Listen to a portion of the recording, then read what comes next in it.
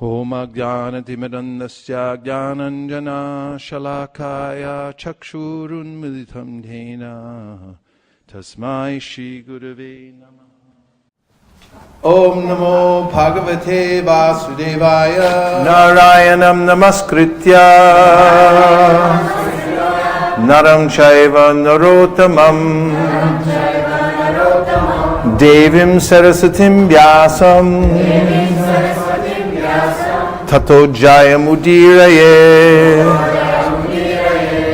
We're reading from the Srimad Bhagavatam, Canto 4, Chapter 22, Prithu Maharaj's meeting with the four Kumaras, text number 32. Nata parataro loke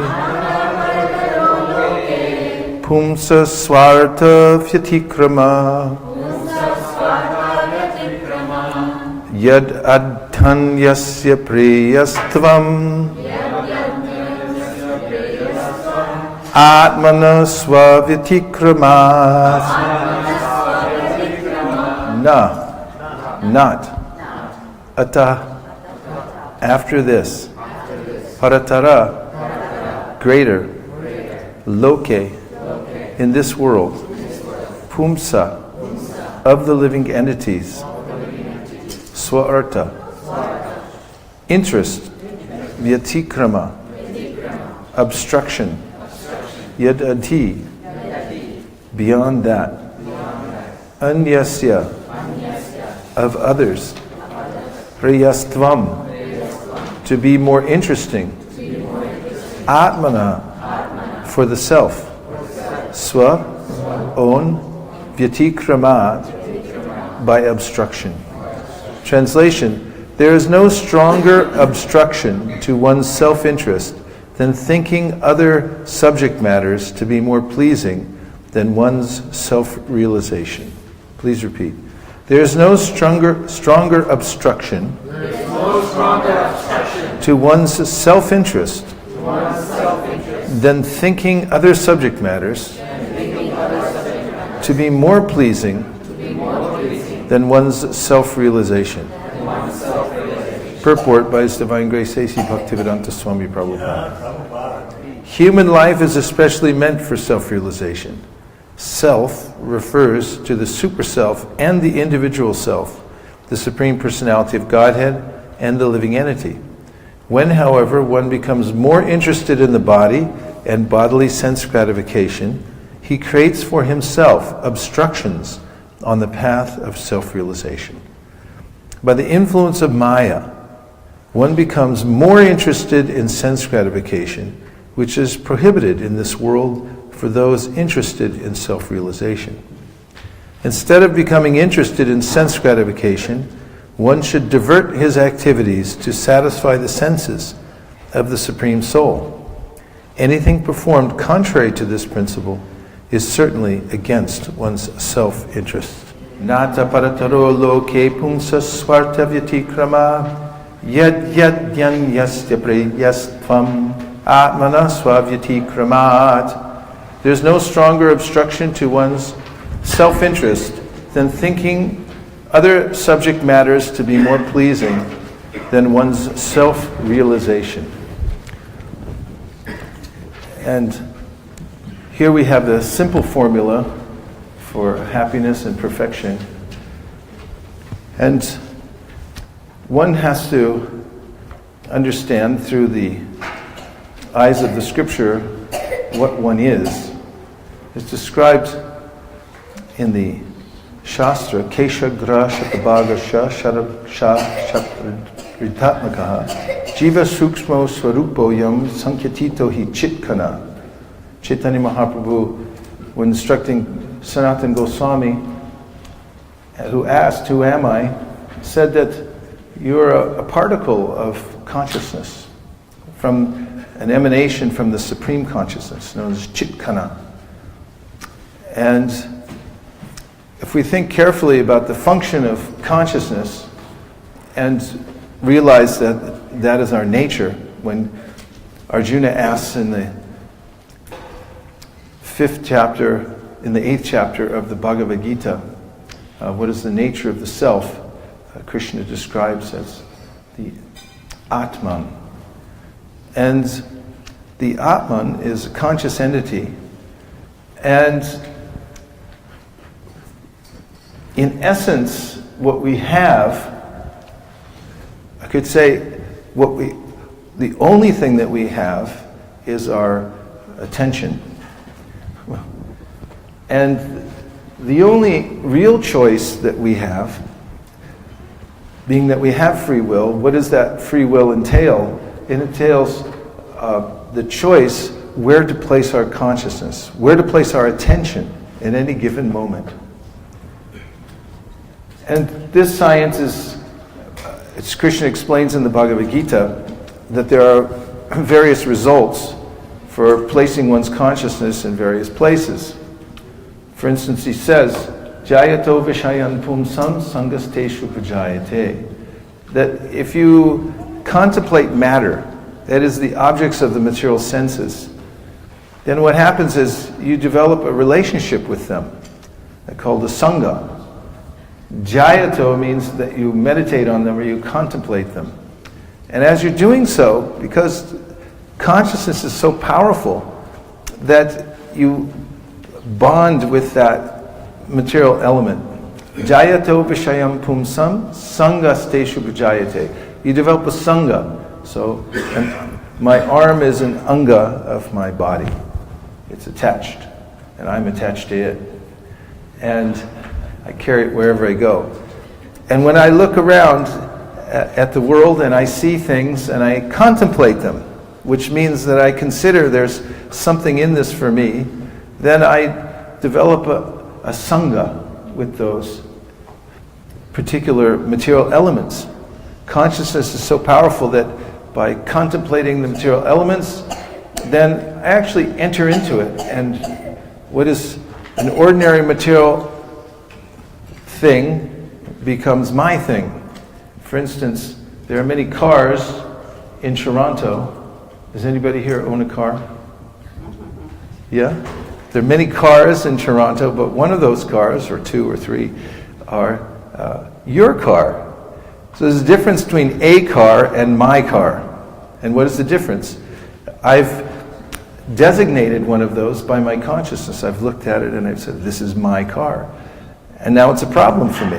If someone says, there's a white car being towed outside, and you think, I have a white car, you'll run to the window with perspiration coming down your cheeks, and you'll think, oh no, that's a $350 ticket, plus I got to go pick it up, or I'll be late for work, and on, your mind begins to spin, and then when you look outside, you find out that it's not actually your car, it's Gaura's car. And then how do you feel? You feel fine. And how does Gaura feel? He feels perspiration coming down and $350 ticket going through his mind, because he has a sangha. He has a connection with that car. How? Through consciousness. So Krishna describes how we relate to the world by looking at it and entering into it with our consciousness. We designate some things as my thing and other things as others' things. But actually none of them are our things. In the Sri Upanishad, it is said, Ishavasyamidam sarvam yat kincha jagatyam jagat tena tyaktena punjita magradha kasisuddhanam. Everything animate or inanimate within the universe is controlled and owned by the Lord. One should therefore accept only those things necessary for himself, which are set aside as his quota, and one should not accept other things, knowing well to whom they belong.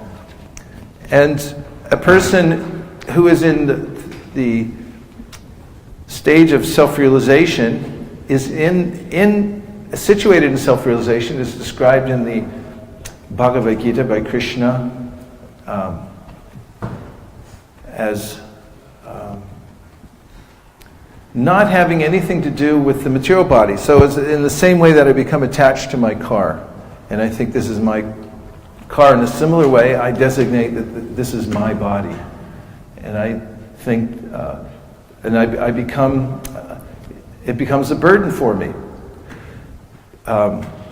But the Srimad Bhagavatam, Bhagavad-gita, Krishna says, Naiva kinchit karomiti yukto manyeta tadvivid pashyan shrinvan spisanjikran ashnan gachan supanshasan pralapan vishnan grinan unmishan nimishan api indriyan indriyateshu vartanta iti dharayan. That a person who's achieved self-realization is in divine consciousness. Naiva kinchit. He doesn't think anything belongs to me. Not even this body. In fact, he sees the body as a working machine, separate from him. Naiva kinchit kuromiti yukto manyeta tatvavit. And he sees pashyan shrinvan spisanjigran. All the activities of the body are going on automatically, and he doesn't identify with them. So there is also in the Bhagavatam a description of how the soul becomes encumbered by connecting with matter. And it's described by Havi Yogendra in the 11th canto of the Srimad Bhagavatam when he says, Bhayam dvitiya binibeshata syad. That is that as soon as one sees something separate from Krishna, he sees himself separate or he sees anything else as separate from Krishna, then fear arises, becomes full of anxiety. Bhayam dvitiya binibeshata syad ishad apetasya viparyo smriti. And this is because he's in a contrary consciousness. He's turned around from his original identity, which is part and parcel of Krishna, understanding that everything belongs to Krishna. And this is the very definition of Maya, given by Krishna himself in the Srimad Bhagavatam, the Chaturshloki. Ritertam yat pratyeta, na pratyeta chatmani, tad vidyaratmano mayam, yata bhaso yata tamaha. Anything that you see that you consider to be separate from the Supreme Personality of Godhead, know that to be my illusory energy, Maya. Because there is nothing separate from Krishna. Everything is. It's a Dvaya Gyan Tattva. Everything, it's all oneness, except there are divisions within the oneness. But that oneness means it's all Krishna. But as soon as I see something separate from him, then I suffer. I become full of fear. So in this verse, we're given some common sense direction that we should keep our focus on the self and also on the Supreme Self. Shukadeva Goswami in the 14th chapter of the 10th canto describes Atmanam Akilatmanam. We are very much focused on the self, he says, and because we have a misguided conception of self, we think that I think I'm my body. Because I'm in my body, it becomes very valuable to me because I'm identifying with it. Just as the car becomes valuable to me because it's my car, I become attached to it. In fact, I heard Prabhupada say the other day that one becomes so attached to this particular body that even if you get old and you have arthritis and someone comes along and says, I'll trade you for this new body. You say, no thank you. I like mine. This is me. And Shukadeva Goswami shows this as an indication of how dear the self is. By projection, we can see how dear things are to us, including the body, and those that are extensions of our body. Our relatives become very dear to us because they're extensions of our body. So he says, then understand that the self, because we're within the body, the body becomes dear, so try to understand then that the self is the thing that's actually dear, the conscious self. But then he says, now take it a step further, Atmanam Akilatmanam. He says Krishna is the self of all selves. He's the source of all souls. That's the self of all selves. So imagine how attractive Krishna is and how valuable he is to us. So this verse is indicating that we should become attracted to the self and the Supreme Self. And that every moment that we invest in thinking of the Atma and the Paramatma is valuable. And every moment that we divert our attention to those things that are separate from Krishna. There is nothing separate from Krishna, but what do we call that? When we see something as separate, it's called Maya. Then it's the greatest loss. It's the greatest loss for us. Not only that, it can carry us far away. Krishna has created this material energy, and he says, Daiva hi eshu gunamayi mama maya duratyaya mameva ye prapadyante maya metam tarantite. Be careful, it's a very powerful energy. Don't dabble. You dabble, you'll find yourself in a far-flung land and separated from your real interest in life. And the moment that one diverts one's attention from self-realization, then one forgets one's self-interest and one's in darkness. Krishna Surya Sama Maya Haya Andhakara. It means as soon as you look away from yourself and from Krishna, then you'll experience darkness and anxiety. So Krishna has two potencies within Maya, and one is called the covering potency. If one looks away from the process of self-realization and from Krishna, then one can become covered by Maya. And this covering means that even though I'm suffering and even though I'm in a separated condition and I'm full of fear, I think that I'm fine. That's why if you mention self-realization to people, they'll say, no thank you, I'm fine. I like what I like. In fact, even those living entities, those souls who are part and parcel of Krishna, who are awarded by material nature bodies like pigs. And if we look objectively and we watch pigs, and then to do that, you have to go on Govardhan Parikrama. And if you walk around Govardhan Hill, you'll see from time to time the wild pigs that live around Govardhan. And they wallow in filthy areas. And they also are slaves to their noses. They can't take their nose off the ground even for a second unless they're sleeping. But they think, I'm fine. And they think this is a good situation. So this is the covering potency of Maya.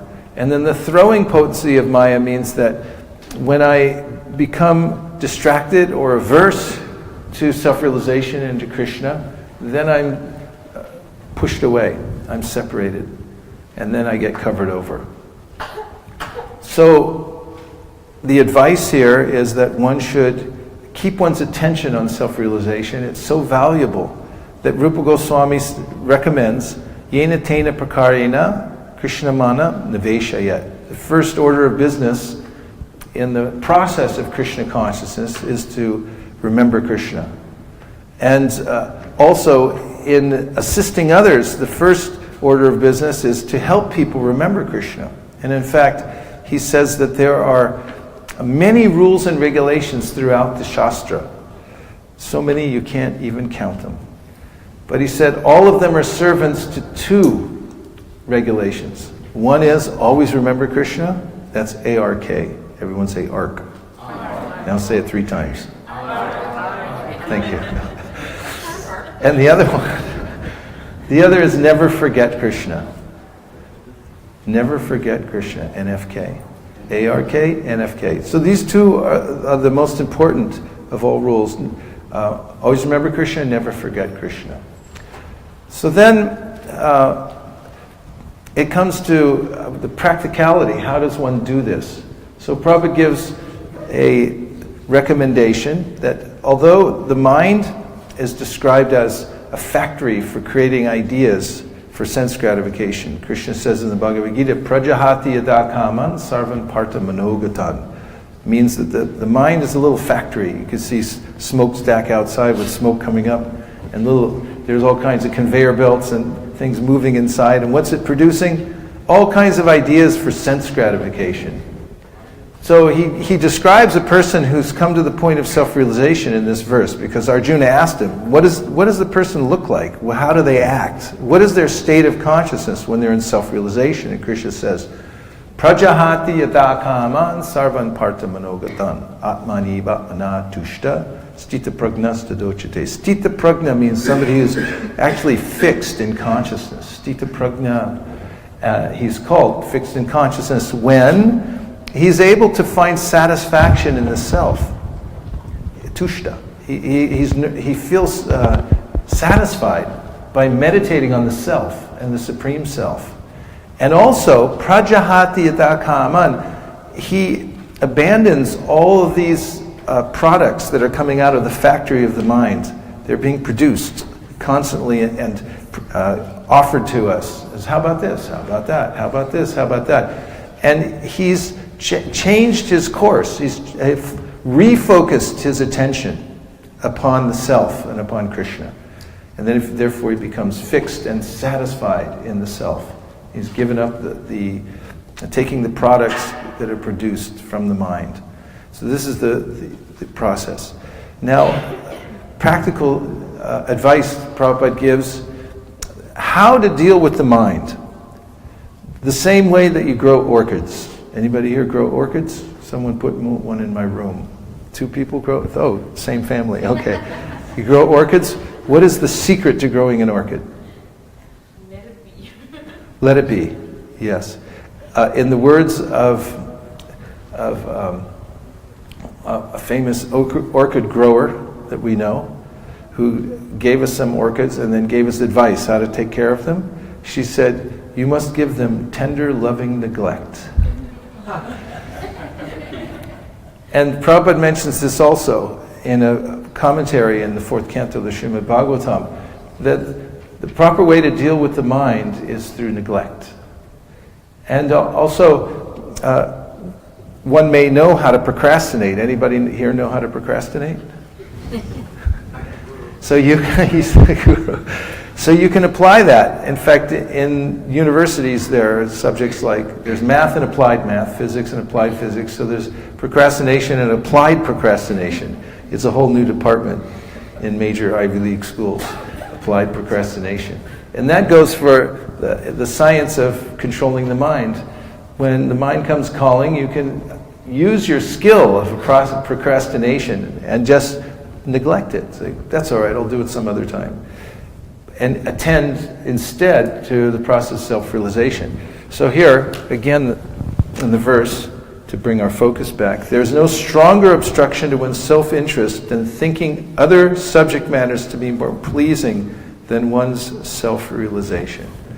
So this was the subject matter, is the subject matter in the 1st canto of the Srimad Bhagavatam, 1st canto, 5th chapter. And all of you know that in that chapter we find that our hero, Srila Vyasadeva, who compiled the Srimad Bhagavatam and all the Vedas, he's the editor of the Vedas, was morose. He was feeling unhappy, dissatisfied. Why? He wanted to know why. So he asked his spiritual master, Narada Muni, why am I feeling morose? And Narada told him, you're not focused enough. You're not focused enough on Krishna. And also, you've done your service to help people focus on Krishna by compiling all the Vedas, but you haven't been specific enough. You haven't brought them to the point of seeing Krishna's pastimes in the spiritual world and understanding the direct philosophy of devotional service, the practice of worshiping Krishna through hearing about him, through chanting about him, through serving his lotus feet, and so forth. And therefore, you're not feeling satisfied. And in fact, in these verses, he mentions that people who distract themselves by reading literatures that are not related to self-realization, and are there any available these days anymore? Any literatures? I'll take that as a yes. There are so many literatures, and he says that these literatures are like a place of pilgrimage for crows, because crows don't discriminate. They're omnivores. You know what that is? They eat anything. They eat the most obnoxious things too. And I won't go into any details, but they'll eat anything. And they're not known as the most sleek or pleasant of birds, although one can obviously feel appreciation and compassion for them. They are intelligent beings, that's for sure. But they're not known as a class of bird that is sleek, like the swan. The crows go anywhere and they eat anything. And Srila Narada Muni tells Vyasadeva that any kind of literature that you read that's not directed towards understanding the Supreme Personality of Godhead is like a place of pilgrimage for crows. The crows like it very much. They go to these places and they consume all kinds of garbage. So basically Narada is saying all these other literatures are garbage. And then he extols the Srimad Bhagavatam. He says, Tadvag visargo janataga viplavo yasmin pratishlokam abhadyavatyapi namanyanantasya shankitani yat shinvanti gayanti grinanti sadhava.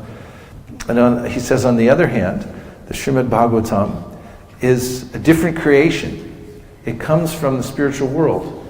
And it is meant to re-spiritualize the heart. It causes, he says, a revolution in the impious heart, changes it, and brings it to the happy state of self-realization. And so he says that this is the place where people who are purified reside. They like to hear Srimad Bhagavatam.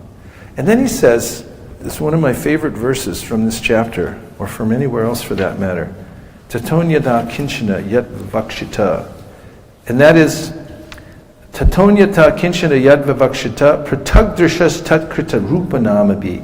That is, whatever you desire to describe that's separate in vision from the Lord simply agitates the mind, just as the wind agitates a boat that has no resting place on the water. Tatonyata kinchana yad vivakshita pratagdrashas. Pratagdrashas means that if it's different in vision from Krishna, pratagdrashas. Drishas means to see, and pratag means separate. So if it has a separate subject matter, pratagdrashas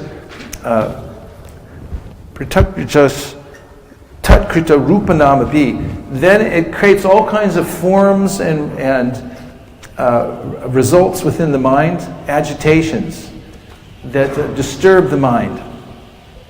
So he recommends, Narada Muni is recommending to Srila Vyasadeva, speak about the Supreme Personality of God and speak about self-realization. And even more than just self-realization. In fact, he says, Naishkarmyam apyachuta bhava varjitam nashobate jnanam alam niranjanam kutakpuna shashvata padramishvare nacharpitam karma yadapya karanam. Even if you talk about self-realization, but you don't describe the relationship of the self with the Supreme Self.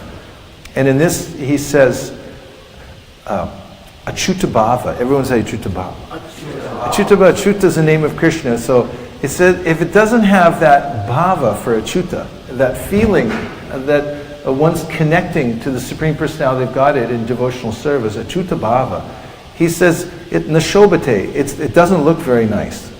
It's not beautiful. It's not a thing that can actually capture us, that can keep us. We won't be able to stay there. Nashobate jnanam alam niranjanam kutak puna shashvada. He says, what to speak of, kutak puna shashvada abhadramishvare nacharpitam karma, what to speak of ordinary topics of the material world and all kinds of work in the material world that are meant for sense gratification. That's just for stupid people. And it becomes a source of entanglement and great anxiety. So we're being urged to focus our attention on the Supreme Personality of Godhead, and from moment to moment we can remember that what we have to offer Krishna is our attention. For instance, when you're chanting japa, you can offer your attention to Krishna. And when you do, this is considered to be, you're in a state of yoga. You're connected. Just as wherever you place your attention in this world, as I described earlier, you'll connect. You'll develop a connection. If you're driving down the highway and somebody's driving next to you, and you look out your window and you look at them next to you driving, You make eye contact, what will they do? They'll look away. They could smile. What else could they do? Any number of reactions. They could become angry even. Some people are like, why are you looking at me? The other day, we were in Washington, D.C. area, and we were in Lokam Vidarbha's big house, and the sun was coming up. I was sitting there chanting japa, and I noticed somebody on the ridge in their other big house across there was a little gully, and then there's another big house across there, and I could see somebody else had gotten up early, and they were standing there looking out their window, and kind of mistakenly, I looked out the window at the same time, and our eyes met. And I felt, ooh, I just got hit by something. And I kind of went into the other room. It's like, ouch. And I was trying to be by myself. And then his vision, the other person's vision, penetrated. It went all the way across the gully. It came through the window and it hit me. The consciousness is so powerful that anywhere you look, in fact, when the Supreme Soul, Krishna, looks at the material nature, then everything starts. The time energy is infused, the living entities are impregnated in the material nature, and everything starts to happen just by the glance of the Supreme Personality of Godhead. That's how powerful the consciousness of the Supreme Being is. He looks over material nature, and everything starts. And we are creators also. Wherever we look, we create. And we connect through our consciousness, through our attention. And if you think about the word attention, it has the word ten, which means like the Latin word, which means to connect or to reach and stretch. Like tendons, they connect bone and muscle together. It holds it together. So if when we point our attention in any particular direction, that we become connected there. So you can ask yourself, what are you attentive to? What are you connecting to? And that has to do with where you're placing your attention.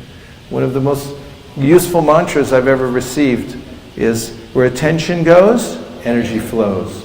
Because you can tell from moment to moment where you're going by where you're putting your attention. That's the direction you're going to go in life.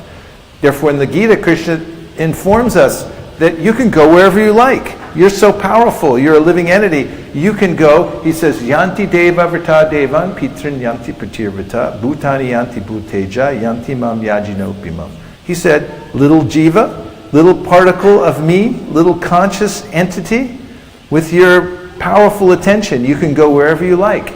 Yanti deva, if you focus on the devas, the demigods, you can go to them. You will go to them. Yanti deva vrta devan pitrin. If you think of the forefathers, and some people do, they make a big deal out of it, some cultures. They want to go be with their forefathers. Who knows why? People don't even like to go home for Thanksgiving usually. Pitrin yanti pratirvrta bhutani. If you like ghosts and spirits, you can go to them. You can go anywhere. Krishna's saying in the Bhagavad-gita, little jiva, you're a free being. You can go wherever you like. It's up to you. You have to learn the science of consciousness and where you're pointing your attention, because you're going to go there. Don't forget, he's saying, how powerful you are. Because if you mistakenly place your attention in the wrong place, you're going to go there. And then you have to suffer the consequences, and it's not Krishna's fault, because he gives us free will to go wherever we wish. So this is the great science of Krishna consciousness. And that's the reason that Srila Vyasadeva was so specific and got such detailed instructions from his guru how to create literature that would attract people to the spiritual world, the topmost planet in the spiritual world, Krishna Loka. And that's why Prabhupada took so much trouble to compile the literatures, because little jivas are smart. They're part of Krishna. And when you hand over a book about Krishna to a little jiva, he'll figure it out. He can look at it. At first, it may be a little covered, but he reads a few words, looks at a few pictures, hangs around the book for a little while, because jivas are smart. They can start figuring it out. Oh, right, I forgot. I'm part of Krishna.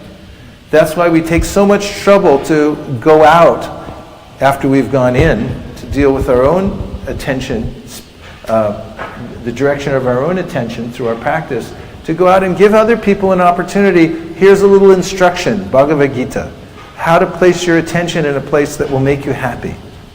It's a very simple science, actually. So we are engaged in this activity, if you bring it to a very primary state, of how from moment to moment to best utilize our attention to stay connected with Krishna through the 9 processes of devotional service. And we also give other people an opportunity to connect to Krishna through catching their attention. That's why when we go door to door, like we will today, you knock on someone's door, that gets their attention. Like, who's at my door? It's kind of an intervention. It's like, hey, what are you paying attention to in there? Can you open up and show us what are you listening to? What are you looking at? And like, don't look at that. Look at this. Here's something else. Jiva, over here. Look at this. See? That's Krishna. You like that? It's like, no, I don't like that. I don't need that. That's all right. Just keep it anyway. It'll catch your attention later on. And that happens all the time. Somebody takes a Bhagavad-gita, and they put it in their house, and then somebody puts it on the shelf, and 20 years later, it catches somebody's attention. Because a conscious living entity can do stuff, can move around, can ambulate, can look at stuff and go like, hey, that's something. And the main thing that's something in this world is this Krishna literature and the holy names. That's something. And then there's a whole lot of nothing floating around. And that's why people aren't happy. That's why all the news is somber. Everyone looks at the news and goes, nah, not that again. Why is it so discouraging? You're looking at the wrong stuff. You're putting your attention in the wrong place. Adjust your attention and put it on the internal energy of the Lord, and you'll be happy. It's a simple thing. And the simplest way to do that is to chant the names of God and listen to them. Use your attention for that. That's love. If you actually give your attention, you offer your attention to somebody, they'll think, oh, they like me. If you just try this with ordinary living entities, you just walk around, and if somebody's talking to you, instead of looking at your watch, which is, all it takes is half a second to look at your watch when someone is talking to you. Bhagavad Prabhu's talking to me, and I go like that, and he goes, oh, you got to go? You don't like what I'm talking about?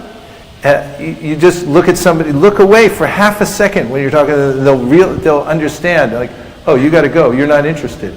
Try giving full attention to someone and see what they do. It's like, oh, they become enlivened. They start, wow, this person really, they're listening to me. They like me. Try it with your spouse and see what happens. Try it with anybody and you'll see attention is powerful. That's what we are. We're a unit of attention. And wherever we place that, it becomes infused with life. And so if we learn the science of placing our attention again and again in Krishna, paying attention to Krishna, He'll reciprocate with us. And this is bhakti. And then we'll feel satisfied. And then we'll feel encouraged to give other people an opportunity to take up the science of self-realization, which is to practice keeping one's attention fixed. So now I'll take a few reflections. Anything that you heard from the verse or monologue that stuck with you? Yes. And can I repeat the questions? Okay. And we have microphones ready to go?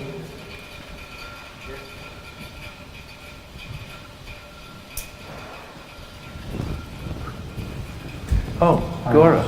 Hare Krishna. You were talking about how sometimes when we approach people presenting Prabhupada's book to them, and we've experienced so many times people saying, "Oh, I'm fine." We approach people to show them Prabhupada's books, and we've experienced so many times people say, "I'm fine." And you were giving the example of how the pigs in Vrindavan are. And I was giving the example of the pigs in Vrindavan. And their noses are to the ground looking for some obnoxious Their substance. noses to the ground looking for some obnoxious substance. So that reminded me of this little story that Prabhupada tells. It reminded them of the story that Prabhupada tells. Just like some hogs, they are living in filthy place and Just like some hogs, they're living in filthy place and eating stool. And if you say that, I will take you somewhere else, a good place, I will take you somewhere else, a good place. then they will not go there. Then they will not go there. This happened. This happened. It is stated in the Bhagavad It is stated in the Bhagavad that once the king of heaven, that once the king of heaven, he was cursed to become hog, he was cursed to become hog. and he was living amongst the hog society. He was living amongst the hog society. And when Lord Brahma came to call him back, And when Lord Brahma came to call him back, that Mr. Such and Such, for your bad behavior, you became hog. that for your bad behavior, you became hog. Now come back to heaven. Now come back to heaven. So he refused. So he refused. No, I have got so much responsibility. No, I have got got so much responsibility. I cannot go. You see? You see? This is called Maya, illusion. This is called Maya, illusion. Even you are in the most abominable condition of life, You are in the most abominable condition of life. we will feel now we are very happy. Now you will feel now we are very happy. So that is our position. We do not want to leave this place. So that is our position. We do not want to leave this Therefore place. we create nationalism, communism. Therefore we create nationalism, communism, thisism, Because we want to stay here permanently. because we want to stay here permanently. But unfortunately, nobody will be allowed to stay. But even if he unfortunately, wants. no one will be allowed to stay even if he wants. That is the miserable condition of life. That is the miserable condition of life. Kalayama. Dukalayam So shashvatam. my question to you is that What? I don't have to repeat because they can hear him? The devotees are telling you that? Okay, they can hear you. okay. There's no more echo in here. So we present the book, we give our spiel, we explain what it is, we show the paintings, and they're listening seemingly attentively, but in the end they say, "No, I'm good, thanks." So, You got to hold it to your... oh, sorry. So my question is, even after making a nice presentation, and they go, "Oh, I'm good," do you ever have a comeback to people who say, "Oh, I'm fine, I'm good"? Yeah, I you ever say do. anything more? Yes, I do. I agree with them. I say, I know you're good. I can tell by looking at you. That's why I picked you out. Okay. So you encourage them. Yeah, because we honor all objections. When you honor the objections, then the objection becomes nullified, neutralized. So you keep them People say, apart. I know everything. I say, I know, I could tell by looking at you. That's why I picked you out. I only give these to people who know everything. I wouldn't give them to anybody else who doesn't know everything. How can they argue with that?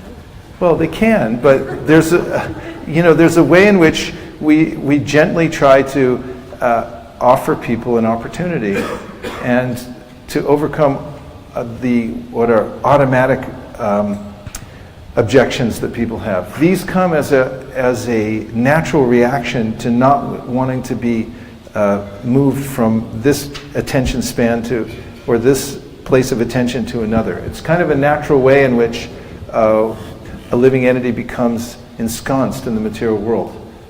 We don't like to be changed or moved from one place to another. So just as a doctor has a bedside manner to help a patient move from one place to the next, so one has to have a pleasant yet a directed manner in order to help people move along to the next place. And ultimately, it's the most interesting experiment to not force people, but to compel them. First of all, one has to compel people by one's own effulgence. Because everyone develops an effulgence by their own surrender to Krishna. If one actually internally surrenders to Krishna, he or she becomes very powerful. Because then you realize that you don't have anything to lose. And other people feel the weightiness of that. It's kind of a gravity, just like the earth has gravitational pull. Those who have surrendered to Krishna and don't have anything gained from other people, and the living entity feels it, and they feel compelled, they would like to give something. That's why sadhus become attractive, because a sadhu or a sadhvi, anyone who becomes internally focused and satisfied in his or her own self, then becomes attractive to the world, because everyone else is attracted to getting something and therefore has to exploit other people. And when someone becomes self-satisfied and decides just to depend on Krishna and doesn't need to exploit other people, people notice it. So that's the first technique of book distribution, or any kind of way of helping people, is to help oneself first by not needing anything else except for keeping one's attention on Krishna. That becomes noticeable.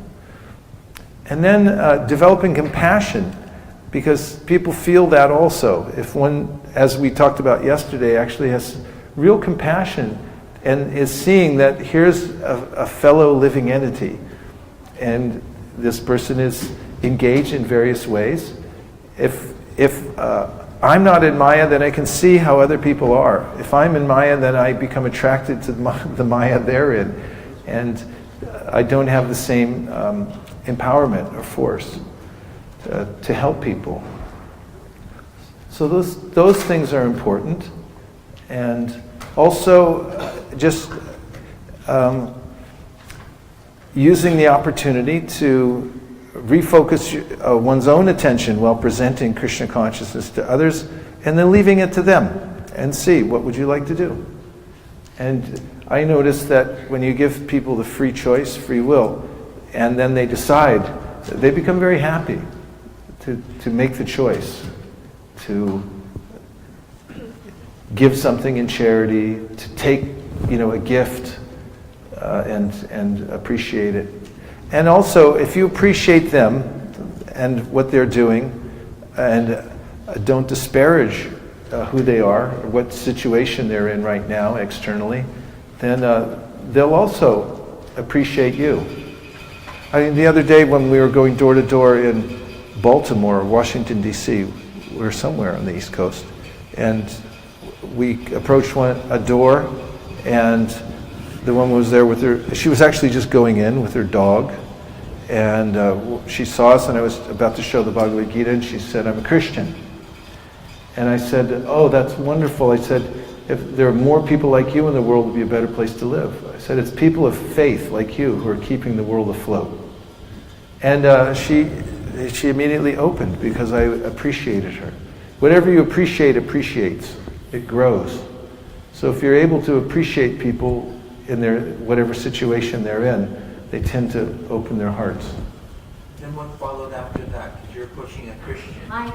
What followed after that was a very nice exchange, where we were able to give her a gift, and she was happy to offer a gift in return. This is our process of Krishna consciousness. It's mentioned in the Nectar of Instruction. Dadati pratigranati kuyamakati prichti punkte bojayate chaiva shadvidam pritilakshanam.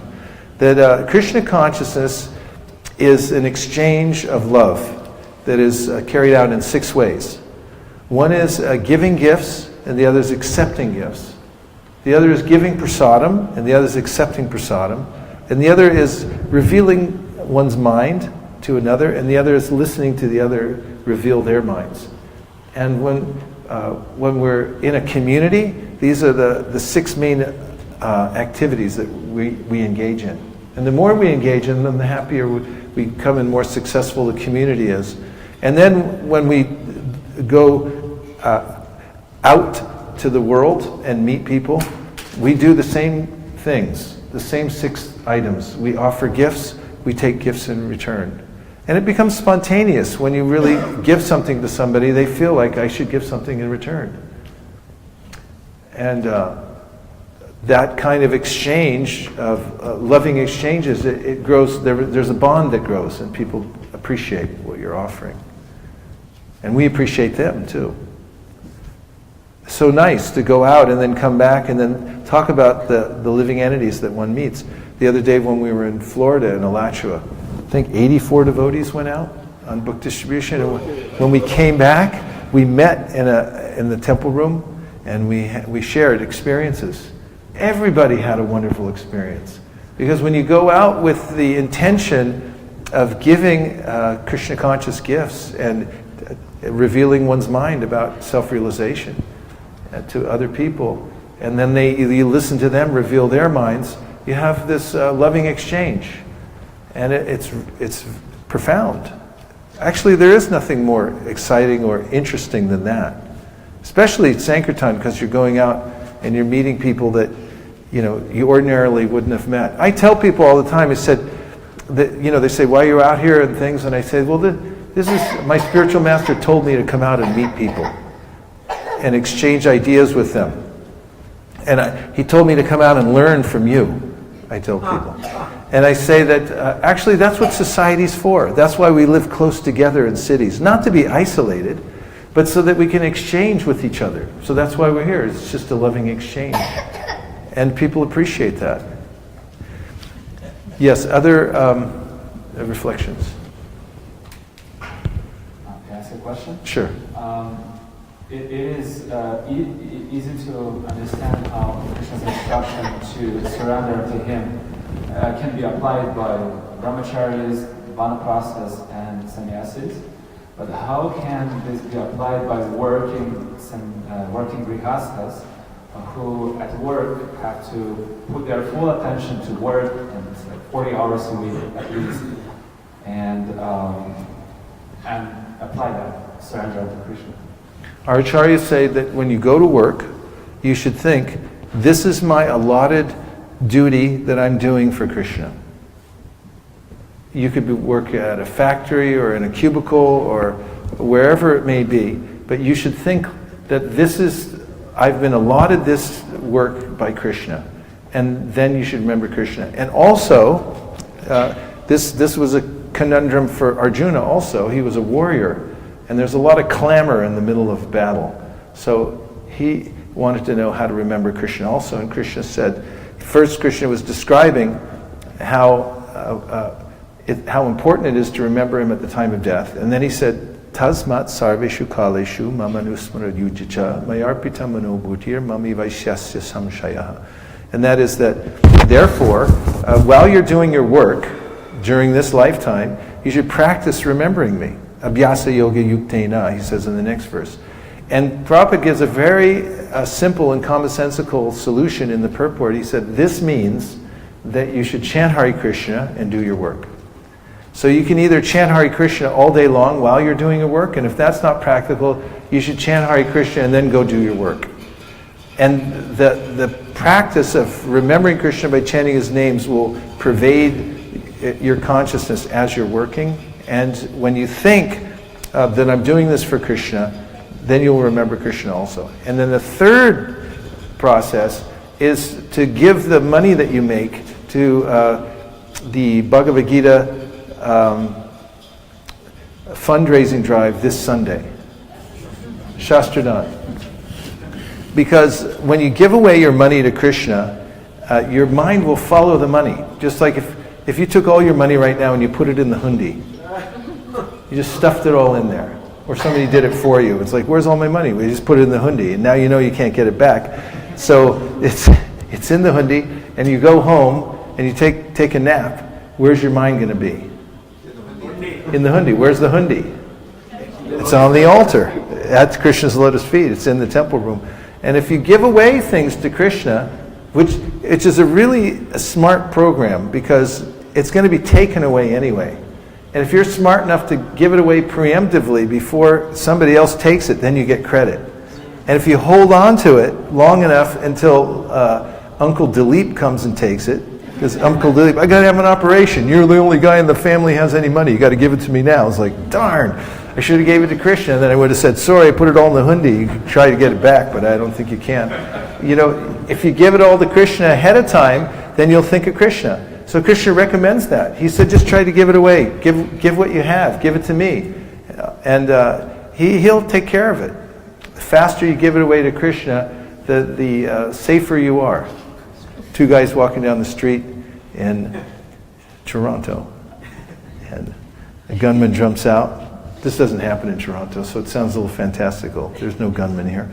He jumps out. He says, give me all your money. So the two guys are friends. And one of them says to the gunman, he says, no problem, we'll hand it over, but just wait 1 second. He pulls out his wallet, he takes out $20 and he hands it to his friend. He says, Larry, here's that $20 I owe you. So in a similar way, the devotees are always thinking how to give my stuff to Krishna before somebody comes up. One of the highwaymen come up and say, hand it over now. And then you don't get any credit. You just become one of the people who was robbed by the material energy one way or the other. So those are 3 practical ways that anybody can remember Krishna when they do their work. Anything else? Yes, Mahabhagavat Prabhu. I love how you reduced that into a formula, ARK, NFK, and I actually thought of one more, which applies to me, which is JFK, just for what Krishna. JFK. Yeah. ARK, NFK, JFK.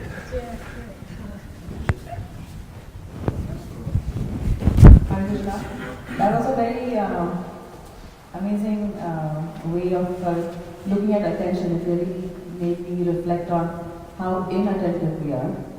And the degree of inattentiveness in the material world is so tremendous because there are so many distractions. And a simple example, like just looking at your watch when you're talking to someone, can really trigger so much negative relationships. And I was just thinking, this is probably the same thing that we even see in devotional life and devotional relationships, is the inattention which leads to all the discord that we see amongst devotees. And it's so important to bring our minds constantly to keep Krishna as the focus of our attention. So it really helped me to understand that and the importance. And it's the same thing while chanting or anything that we do. We are so constantly inattentive. And the second thing is, you mentioned is, when we feel morose, sometimes we can't explain why we're feeling it. We experience that so many times, and it's just nice to hear that it's because we are not putting our attention on Krishna. Yeah. And sometimes when we are morose, you may understand, understand that, I just need to focus more on my devotional life and Krishna. But we are unable to do that, even though we know and we've heard. So are there any tricks or tips of how this moroseness can be controlled consciously? And we know that we are unhappy, we're morose. We know that we should be focusing on Krishna, but I think our mind is so strong that we can't drag it to that. Well, that's why Sankirtan is really powerful for that. Because when you go out on book distribution and you knock on doors, then you naturally become attentive to what you're doing. Because everything's at play. For instance, you're standing in front of a door and you knock. Then what do? So Hare Krishna, Krishna Krishna, Hare Hare, Hare Ram. Because you don't know what's going to happen. You're in a state of tension.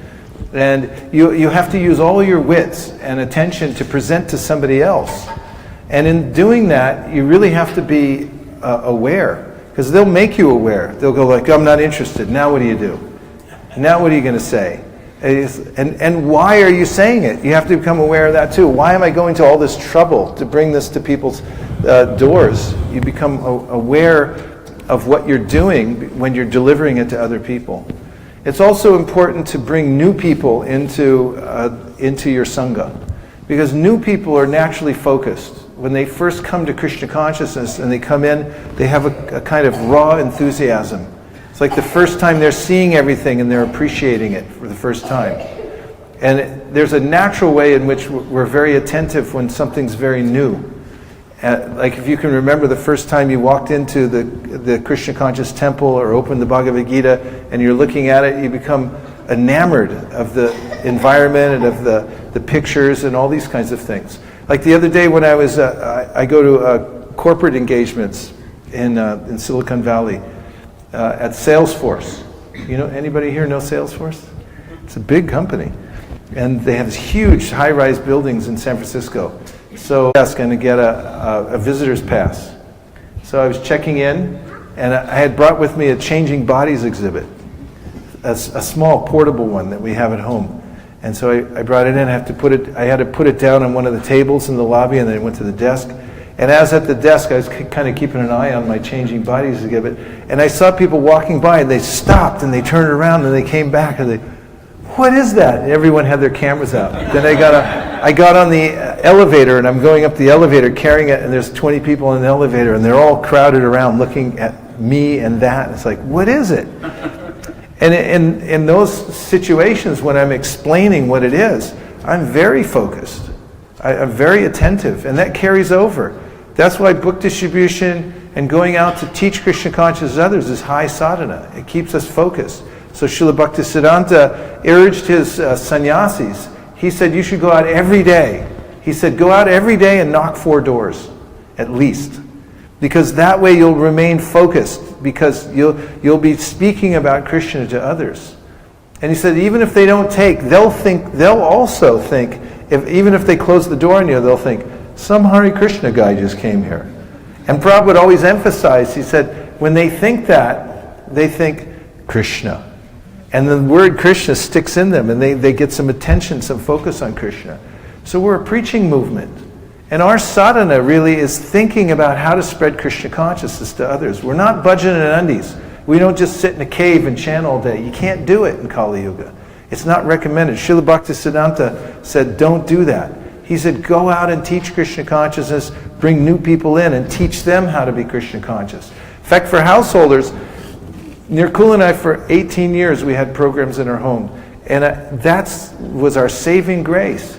Because when we brought devotees, actual devotees into our house, then we felt like we're looking at our house going like, how are they going to look at our environment?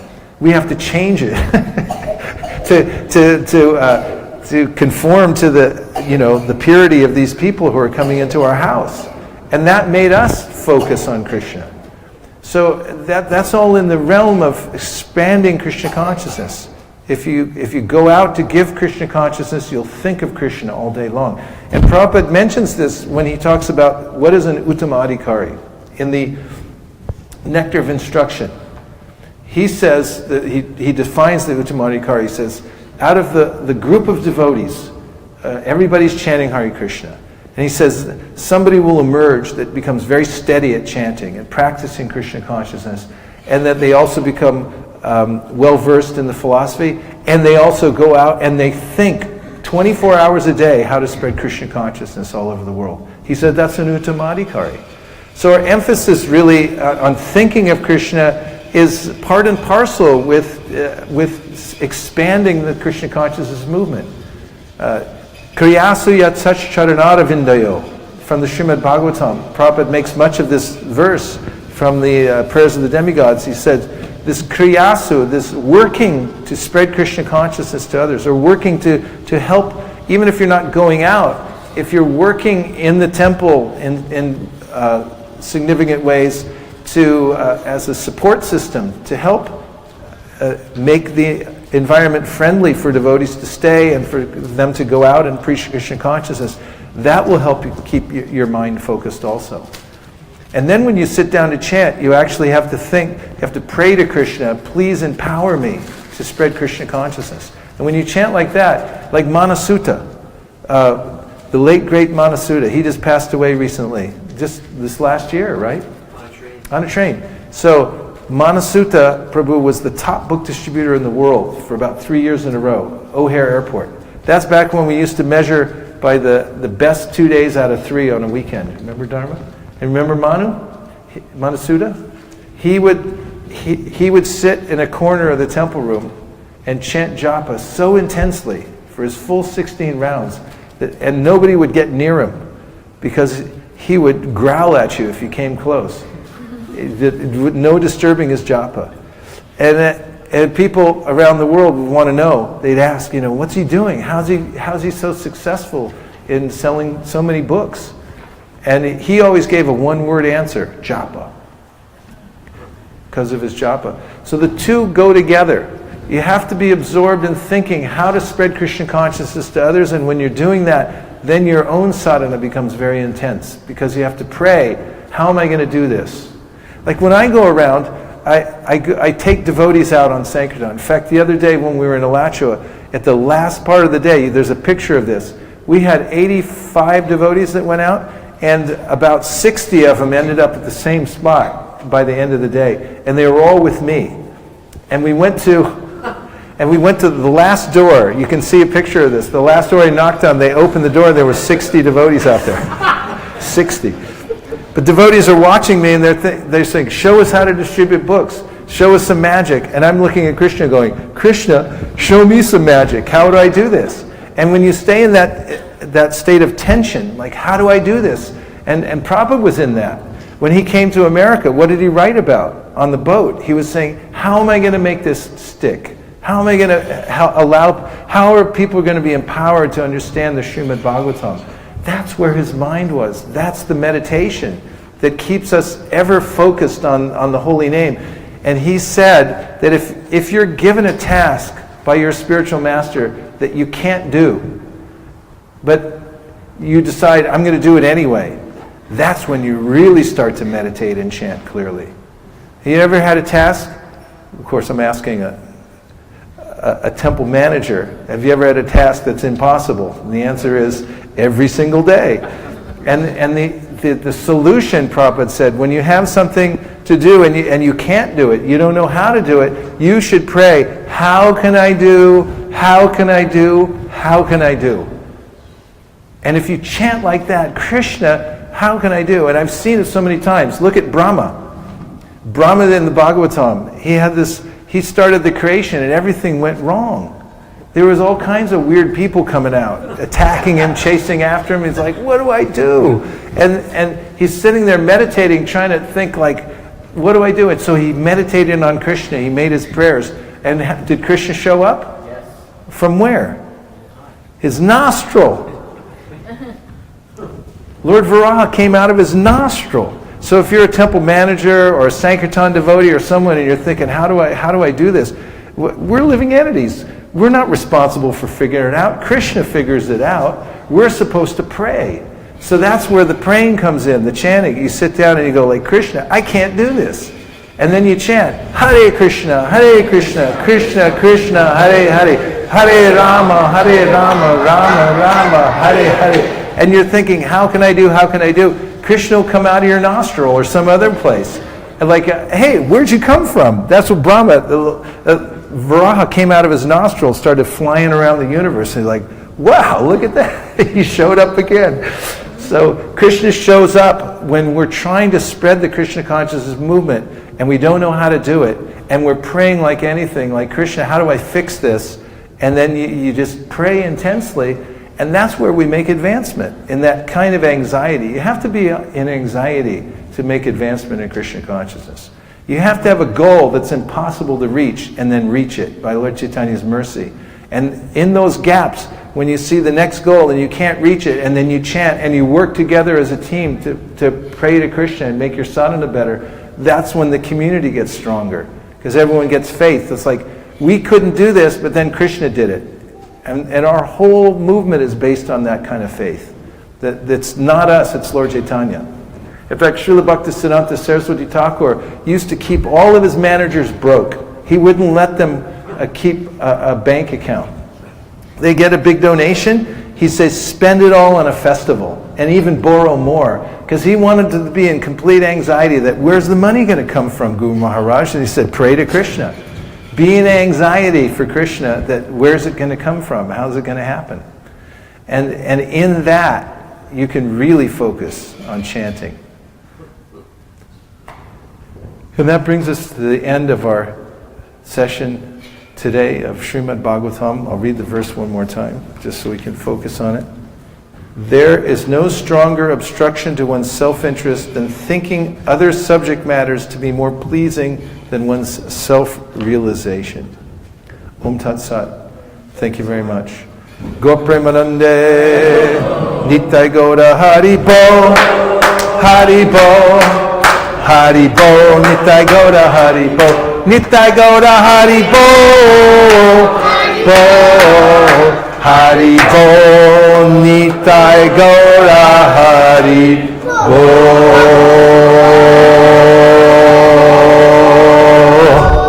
Vanchakalpadurvasya Kripasnabhevacha Patitanam Bhavanebhyo Vaishnavebhyo Namo Namaha. Go Premanande. Srila Prabhupada ki Jai. Hare Armarman.